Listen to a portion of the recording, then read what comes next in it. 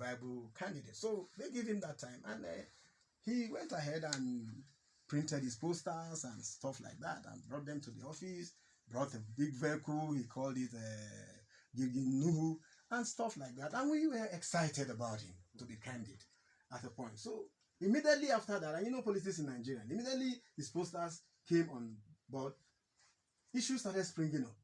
Petitions upon petitions started coming up. This man is this man is that, this man is this, that I don't want to mention on air. Let it not be I'm attacking his person. But they were not petitions that were comfortable with the party. So we thought maybe it was just a political blackmail, until our attentions were called to some issues of money that is owing people in millions.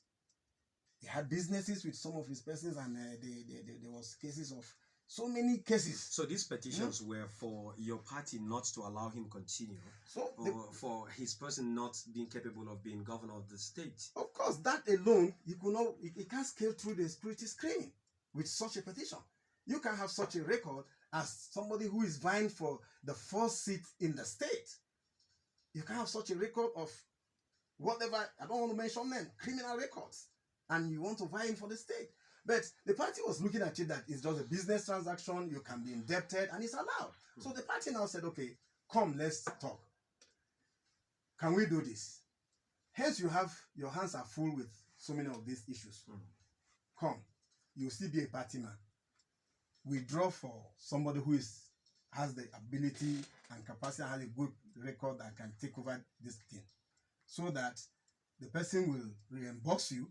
You can now go back, clean up whatever mess you have, and you'll still be a party person. When you say reimbursement, is it to clear the 15 million or to, no? The deposit he made for the deposit he made of 5 million. Okay. Definitely, if he agree to a gentleman agreement, they will definitely refund his money and even help him.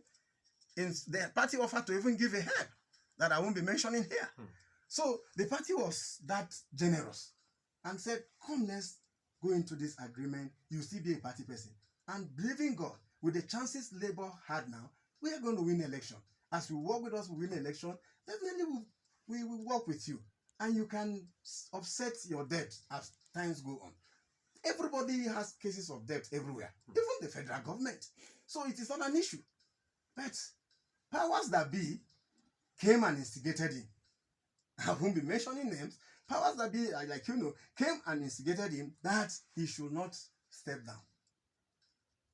And he didn't know that there are political strategies and principles. He would have only succeeded if he was able to stop Dr. Dakun's primary.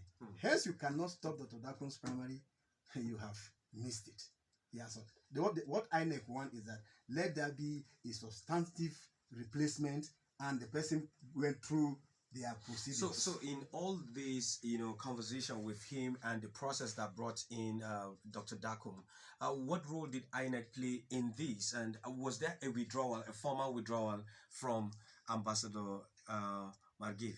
That is why I'm telling you that the powers that be came to instigate him that he should not withdraw. And that is where he became funny, and he refused to withdraw. And it's just like an admission.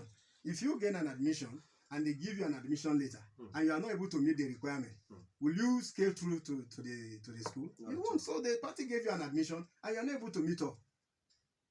So what are you holding back for? This property belongs to the party. And when you became stubborn and issues came up, criminal issue came up against you, the party called you to see how they can even assist you. You refused. So the party expelled you. So it's no longer a Labour Party member. Right from his ward to the local government, to the state, to the national, he has been expelled. So he has no right even to go to the court, because if you are not a member of the party, you cannot sue the party.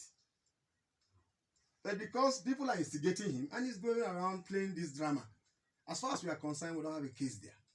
There's no case there. He's the one that knows what he's doing and is left for him.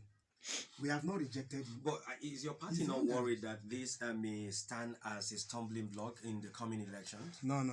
We are not at all, because it has been handled. The party, the national leaders are on top of the matter. And I believe God, by the grace of God, they know what they are doing.